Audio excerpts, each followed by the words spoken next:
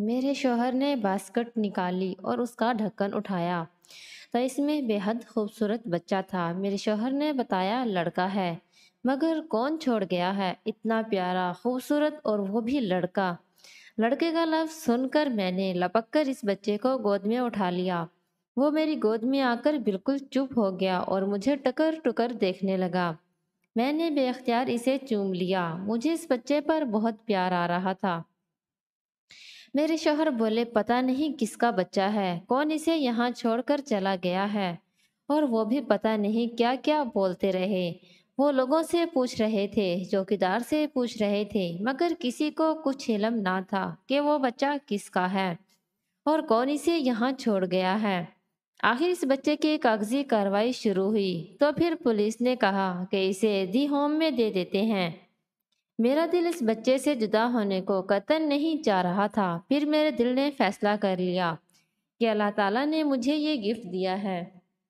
یہ اس عبادت، اس نماز، اس دعا کا کمال ہے جو میں نے اللہ تعالیٰ سے مانگی۔ اللہ نے مجھے بیٹا دے دیا، چاہے وسیلہ کچھ بھی بنایا ہو۔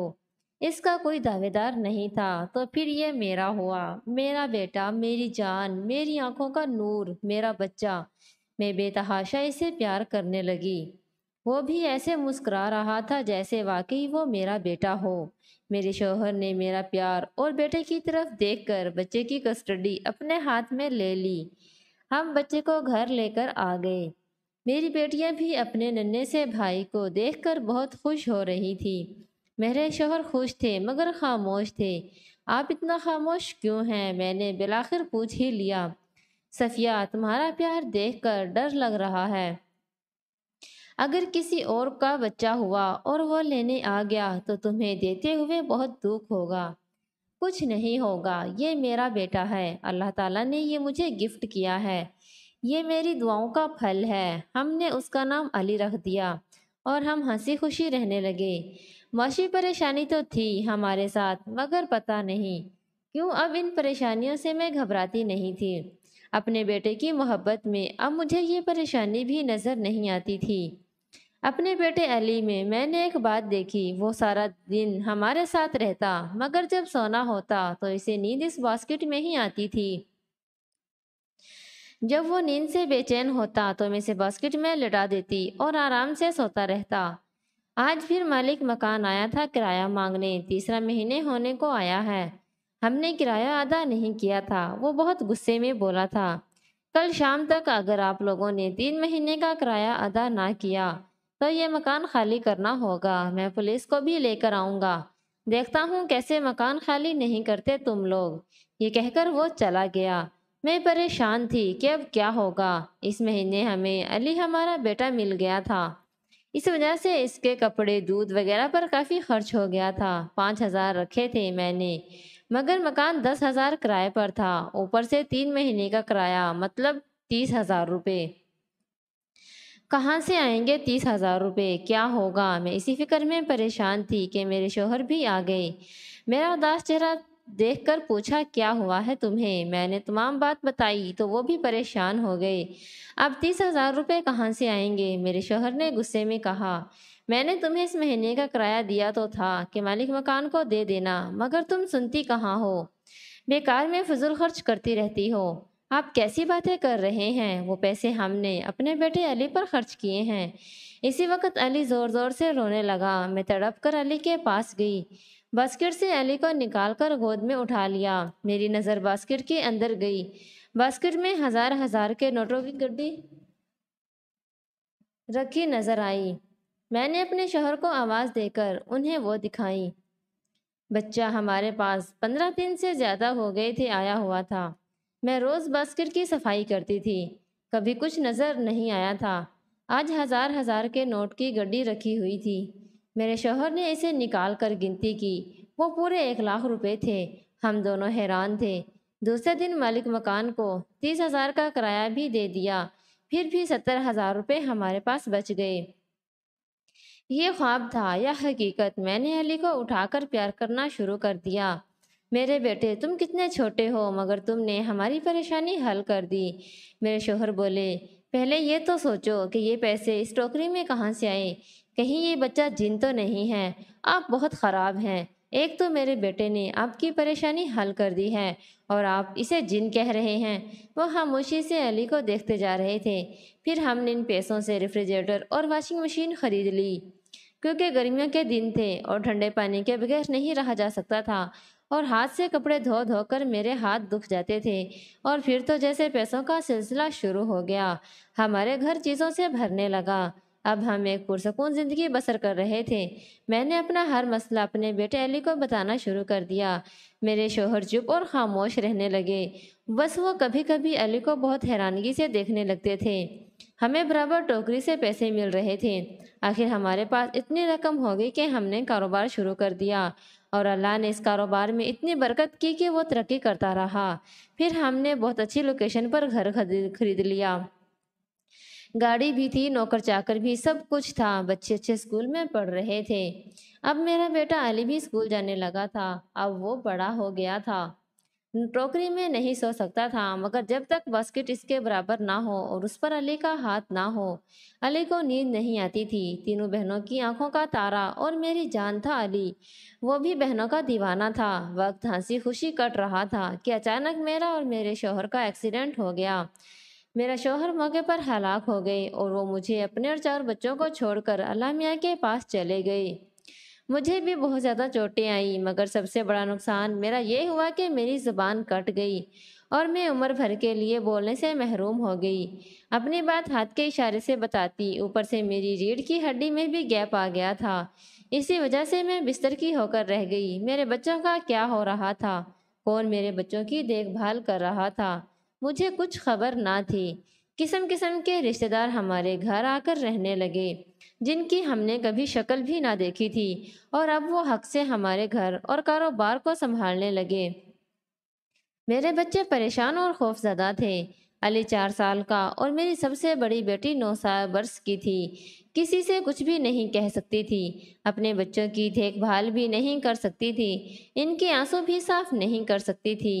ہاں، آنسو بہا سکتی تھی اپنی مجبوری پر، اپنی بے بسی پر، بچوں کی لاچاری پر۔ ہمارے رشتہ دار جو پتہ نہیں ہمارے تھے یا نہیں، اب حق سے ہماری چیزیں استعمال کر رہے تھے اور میرے بچوں کا حق مار رہے تھے۔ میں خاموش روتے روتے سب دیکھ رہی تھی۔ کسی بچے کو کھانا ملا یا نہیں، کپڑے گندے بدل نہیں سکتی تھی، اسکول 1 مہینے سے نہیں گئے تھے۔ علی میرا بیٹا جس میں میری جان تھی، اس سے میں یہ سب کچھ کہہ دینا چاہتی تھی، مگر زبان نہیں تھی، صرف آنسو اور میری بے بسی میرا حال عیاں کر دیتی تھی۔ ایک دن علی مجھ سے لپٹ کر سو رہا تھا، میری آنکھوں سے آنسو گر رہے تھے، جس سے علی کی آنکھ کھل گئی اور وہ مجھے دیکھنے لگا۔ پھر اپنے ننھے ننھے ہاتھوں سے میری آنکھ کے آنسو صاف کرنے لگا، مگر میری بے بسی جو علی سے سب کچھ کہنا چاہ رہی تھی، مگر زبان کٹ جانے کی وجہ سے کچھ نہیں کہہ پا رہی تھی، اس بے بسی پر میں تڑپ تڑپ کر روئی۔ وہ جتنا آنسو صاف کرتا، میرے آنسو اس سے زیادہ نکل جاتے۔ اچانک علی بولا، ماں تم پریشان مت ہو، میں سب سنبھال لوں گا، بس پاپا کے 40ویں کا انتظار ہے، وہ ہو جائے، پھر چاہے تمام جھوٹے رشتہ داروں کو یہاں سے نکال دوں گا، میری بہنوں کی ذمہ داری اب میری ہے۔ آپ پریشان مت ہوں۔ میں حیران تھی اور اتنے صاف لہجے میں علی کو بات کرتا دیکھ رہی تھی۔ وہ 4 سال کا تھا ابھی، اور وہ مجھ سے اتنی بڑی بڑی باتیں روانی سے کر رہا تھا۔ علی بولا، ماں تم حیران مت ہو، بابا سمجھ گئے تھے کہ میں ایک جن ہوں، مگر آپ اپنی محبت میں مجھے نہیں پہچان سکی۔ میری ماں کے 10 بیٹے پیدا ہوئے تھے، تمہاری دعا، تمہارے بیٹے کی تڑپ کی وجہ سے میری ماں نے مجھے تمہاری جھولی میں ڈال دیا، مگر وہ ماں تھی، روز مجھ سے ملنے اس باسکٹ میں آتی تھی۔ جب جب ہمارے گھر میں پریشانی ہوئی، میری ماں نے اس کا حل پیسے کی گڈی کی شکل میں نکال لیا۔ میں آپ کی نظر میں 4 سال کا ہوں، مگر حقیقت میں 20 سال کا ہو گیا ہوں، مگر آپ کا وہی 4 سال کا بیٹا بن کر اپنی بہنوں کو سایہ دوں گا۔ اب آپ کو آپ کا سگا بیٹا بن کر دکھاؤں گا۔ اگر آپ کو مجھ سے ڈر لگ رہا ہے تو میں آپ کے پاس سے دور چلا جاؤں گا۔ میں نے اپنا سر نفی میں ہلا کر علی کو آنکھ کے اشارے سے اپنے پاس بلایا اور اس کا ماتھا چوم لیا۔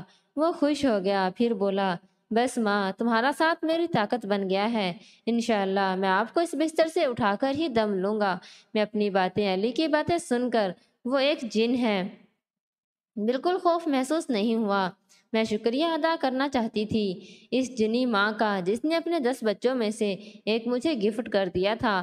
اس ماں کا بہت بڑا دل تھا۔ پھر علی نے میرے سامنے ایک 20 سال کے لڑکے کا روپ بدلا اور بولا، ماما اب میں اس روپ میں لوگوں کے سامنے آ کر آپ سب کو بچاؤں گا اور اپنی بہنوں کے لیے اس کے چھوٹے بھائی کے روپ میں ہی رہوں گا۔ اور پھر واقعی علی نے تمام نام نہاد رشتہ داروں سے جان چھڑا دی اور میری بیٹیوں کی دیکھ بھال اس طرح کرنے لگا جیسے واقعی ایک بڑا بھائی کرتا ہے۔ میری بڑی بیٹی بینش نے پوچھا، ماما یہ کون ہے اور یہ کس کے رشتہ دار ہیں؟ میں مسکرانے لگی۔ زبان تو تھی نہیں اس لیے بول نہیں سکتی تھی۔ پھر میری چھوٹی بیٹی بولی، مگر جو بھی ہیں، جس کا بھی رشتہ دار ہیں، ایسا لگتا ہے کہ ہمارا بڑا بھائی ہے، جیسے ہمارا چھوٹا علی بڑا ہو گیا ہے۔ پھر دنیا نے دیکھا کیسے میری تینوں لڑکیوں کی اچھی جگہ شادی کروائی۔ میری طبیعت اتنی سنبھل گئی تھی کہ میں چل پھر سکتی تھی۔ یہ تمام کمال میرے اللہ اور میرے بیٹے علی کا تھا۔ پتہ نہیں اگر میرا سگا بیٹا ہوتا تو وہ یہ سب کچھ کر پاتا یا نہیں، مگر علی نے میرے بیٹے ہونے کا حق ادا کر دیا تھا۔ اس بات کا میں جتنا شکر ادا کرتی اتنا کم تھا۔ آج کل میری بیٹیاں اپنی بھابھی لانے کے لیے لڑکیاں ڈھونڈ رہی تھی اور اس روز ایک سے ایک حسین لڑکی انہیں پسند آ جاتی۔ علی میرے پاس آیا، ماما اب وقت آ گیا ہے آپ سے اور اپنی بہنوں سے دور جانے کا، کیونکہ وہ میری شادی کے لیے لڑکیاں دیکھ رہی ہیں۔ آپ کو پتہ ہے کہ میں ایک جن ہوں اور میں یہ شادی نہیں کر سکتا۔ میں نے علی کو ایک کاغذ پر لکھ کر دیا، ارمان بیٹا تم کسی جنی سے شادی کر لو اور بہو بنا کر ہمارے گھر لے آؤ۔ میں نے اسے صلاح دی تو وہ بولا، نہیں مما اس دنیا میں وہ نہیں رہ سکے گی۔ آپ میری بہنوں سے کہہ دیجئے کہ میں ملک سے باہر چلا گیا ہوں اور وہیں شادی وغیرہ کر لی ہے۔ ہاں میں آپ کے پاس آتا رہوں گا۔ آپ کو اور مجھ کو اللہ تعالیٰ نے زندگی دی تو کوشش کروں گا کہ اپنی بیوی اور بچوں سے بھی ملوا دوں، لیکن وعدہ نہیں کر سکتا۔ پھر علی ہم سے دور چلا گیا اور اب وہ مجھ سے ملنے آتا ہے۔ اس نے اپنی بیوی اور بچوں سے بھی مجھے ملوایا ہے۔ میری آپ لوگوں سے اتنی عرض ہے کہ ہمیں دعا ہمیشہ مانگتے رہنا چاہیے۔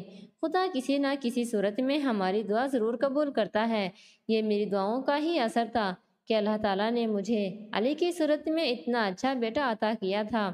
اللہ تعالیٰ کی اس نعمت کا میں جتنا شکر ادا کروں ہر دم کم ہے۔ ہر دم میرے لبوں سے یہی دعا نکلتی ہے، اللہ تعالیٰ علی کو ہمیشہ سلامت رکھے، آمین۔